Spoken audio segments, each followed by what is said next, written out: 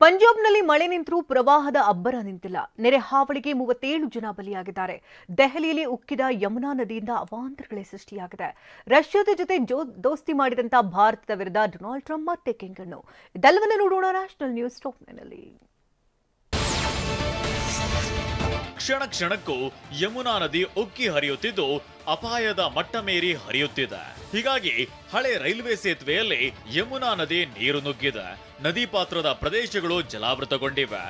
ಆಗ್ರಾದಲ್ಲಿ ಮಳೆಯಿಂದಾಗಿ ಪ್ರವಾಹಕ್ಕೆ ಸಿಲುಕಿ ತಾಜ್ ಮಹಲ್ ಸಮೀಪ ಜಲಾವೃತವಾಗಿದೆ. ಹೈದರಾಬಾದ್ನಲ್ಲಿ ಗಣೇಶೋತ್ಸವದ ಸಂಭ್ರಮ ಮನೆ ಮಾಡಿತು.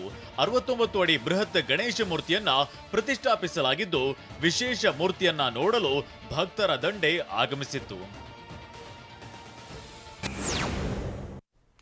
ಆನ್ಲೈನ್ ಬೆಟ್ಟಿಂಗ್ ಕೇಸ್ಗೆ ಸಂಬಂಧಿಸಿದಂತೆ ಶಿಖರ್ ಧವನ್ಗೆ ಇಡಿ ವಿಚಾರಣೆ. ಅಂತಾರಾಷ್ಟ್ರೀಯ ಕ್ರಿಕೆಟ್ಗೆ Amit Mishra good bye.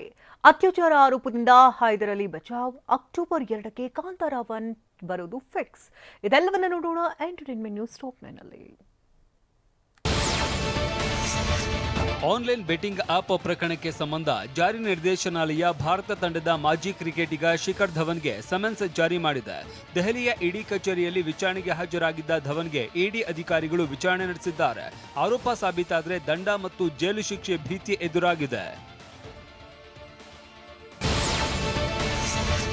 Team ಇಂಡಿಯಾದ ಹಿರಿಯ ಸ್ಪಿನ್ನರ್ ಅಮಿತ್ ಮಿಶ್ರಾ ಅವರು ಎಲ್ಲಾ ಮಾದರಿಯ ಕ್ರಿಕೆಟ್ಗೆ ಗುರುವಾರ ನಿವೃತ್ತಿ ಘೋಷಿಸಿದ್ದಾರೆ. ಈ ಮೂಲಕ ತಮ್ಮ 25 ವರ್ಷಗಳ ಕ್ರಿಕೆಟ್ ವೃತ್ತಿ ಜೀವನಕ್ಕೆ ತೆರೆ ಎಳೆದಿದ್ದಾರೆ. ಅಮಿತ್ ಮಿಶ್ರಾ 22 ಟೆಸ್ಟ್, 36 ಏಕದಿನ ಮತ್ತು 10 ಟಿ20ಗಳಲ್ಲಿ ಭಾರತವನ್ನ ಪ್ರತಿನಿಧಿಸಿ ಒಟ್ಟು 156 ವಿಕೆಟ್ಗಳನ್ನು ಕಬಳಿಸಿದ್ದಾರೆ. ಮಹಿಳೆಯೊಬ್ಬರ ಅತ್ಯಾಚಾರ ಪ್ರಕರಣಕ್ಕೆ ಸಂಬಂಧಪಟ್ಟಂತೆ ಯುಕೆಯಲ್ಲಿ ಸಿಲುಕಿದ್ದ ಪಾಕ್ ತಂಡದ ಹೈದರ್ ಅಲಿ ಇದೀಗ ದೋಷಮುಕ್ತರಾಗಿದ್ದಾರೆ. ಪಾಕಿಸ್ತಾನ ಬ್ರಿಟನ್ ಮೂಲದ ಮಹಿಳೆಯೊಬ್ಬರು ನೀಡಿದ್ದ ದೂರಿನಂತೆ ಮ್ಯಾಂಚೆಸ್ಟರ್ ಪೊಲೀಸರು ಹೈದರ್ ವಿಚಾರಣೆ ನಡೆಸಿದ್ರು. ಆದರೆ ಸೂಕ್ತವಾದ ಸಾಕ್ಷ್ಯಾಧಾರಗಳು ಇಲ್ಲದೇ ಇದ್ದರಿಂದ ಪ್ರಕರಣವನ್ನ ಕೈಬಿಡಲಾಗಿದೆ. ಇದೀಗ ಪಾಕಿಸ್ತಾನ ಕ್ರಿಕೆಟ್ ಮಂಡಳಿಯು ಅವರ ಮೇಲಿನ ಅಮಾನತನ್ನ ಶೀಘ್ರದಲ್ಲೇ ಹಿಂಪಡೆಯುವ ಸಾಧ್ಯತೆ ಇದೆ. ಏಷ್ಯಾ ಕಪ್ ಟೂರ್ನಿಗೆ ದಿನಗಣನೆ ಶುರುವಾಗ್ತಾ ಇದ್ದಂತೆ ಪಂದ್ಯದ ಟಿಕೆಟ್ ಮಾರಾಟವು ಬಿರುಸಾಗಿದೆ. ಭಾರತ ಪಾಕಿಸ್ತಾನ ತಂಡಗಳ ನಡುವಿನ ಸೆಪ್ಟೆಂಬರ್ 14ರಂದು ನಡೆಯಲಿರುವ ಪಂದ್ಯದ ಟಿಕೆಟ್ಗಳನ್ನು ಕೊಳ್ಳಲು ಕ್ರೀಡಾಭಿಮಾನಿಗಳು ಮುಗಿಬೀಳ್ತಾ ಇದ್ದಾರೆ. ಈ ಏಷ್ಯಾ ಕಪ್ 2025 ಸೆಪ್ಟೆಂಬರ್ 9ರಿಂದ ಯುಎಇನಲ್ಲಿ ಶುರುವಾಗಲಿದ್ದು, ಭಾರತ ತಂಡವು ಸೆಪ್ಟೆಂಬರ್ 10ರಂದು ಯುಎಇ ವಿರುದ್ಧ ತನ್ನ ಮೊದಲ ಪಂದ್ಯವನ್ನ ಆಡಲಿದೆ. ನಿರ್ದೇಶಕ ರಾಜಮೌಳಿ ಹಾಗೂ ಪ್ರಿನ್ಸ್ ಮಹೇಶ್ ಬಾಬು ಕಾಂಬಿನೇಷನ್ನಲ್ಲಿ ಬರ್ತಾ ಇರುವ SSSB 29 ಸಿನಿಮಾದ ಶೂಟಿಂಗ್ ಸದ್ದಿಲ್ಲದೆ ನಡೀತಾ ಇದೆ. ಸದ್ಯ ಕೀನ್ಯಾದ ನೈರೋಬಿಯಾದಲ್ಲಿ ಶೂಟಿಂಗ್ ನಡೀತಾ ಇದ್ದು, ಇದೀಗ ಚಿತ್ರೀಕರಣ ನಡೀತಾ ಇರುವಾಗಿನ ಫೋಟೋ ಒಂದು ಲೀಕ್ ಆಗಿದೆ.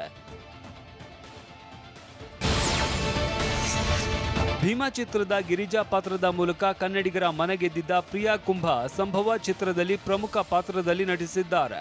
ಈ ಚಿತ್ರದಲ್ಲೂ ಪೊಲೀಸ್ ಅಧಿಕಾರಿಯಾಗಿ ಪ್ರಿಯಾ ಕಾಣಿಸಿಕೊಂಡಿದ್ದಾರೆ. ಇತ್ತೀಚೆಗೆ ಈ ಚಿತ್ರದ ಟೀಸರ್ ಬಿಡುಗಡೆ ಕಾರ್ಯಕ್ರಮ ಅದ್ದೂರಿಯಾಗಿ ನೆರವೇರಿತು. ಈ ಚಿತ್ರ ಮಂಡ್ಯ ಬಳಿ ನಡೆದ ನೈಜ ಘಟನೆ ಆಧರಿಸಿದ ಕಥಾ ಹಂದರ ಹೊಂದಿದೆ. ಯಾರೂ ಕೂಡ ಹೆಣ್ಣು ಭ್ರೂಣ ಹತ್ಯೆ ಮಾಡಬೇಡಿ ಎಂಬ ಉತ್ತಮ ಸಂದೇಶವನ್ನ ಈ ಚಿತ್ರದ ಮೂಲಕ ನೀಡಲಾಗ್ತಾ ಇದೆ. ನಾನು ಮತ್ತು ಗುಂಡಾ ಖ್ಯಾತಿಯ ಶ್ರೀನಿವಾಸ ತಿಮ್ಮಯ್ಯ ನಿರ್ದೇಶನದ ಧನುಷ್ ಪಾಲ್ಗುಣಿ ಖನ್ನಾ ನಾಯಕಿಯಾಗಿ ನಟಿಸ್ತಾ ಇರುವ ಕೊನಾರ್ಕ್ ಚಿತ್ರದ ಮುಹೂರ್ತ ನೆರವೇರಿದೆ. ಕೊನಾರ್ಕ್ ಎಂದರೆ ಸೂರ್ಯನಿಂದ ಭೂಮಿಗೆ ಬೀಳುವ ಬೆಳಕು.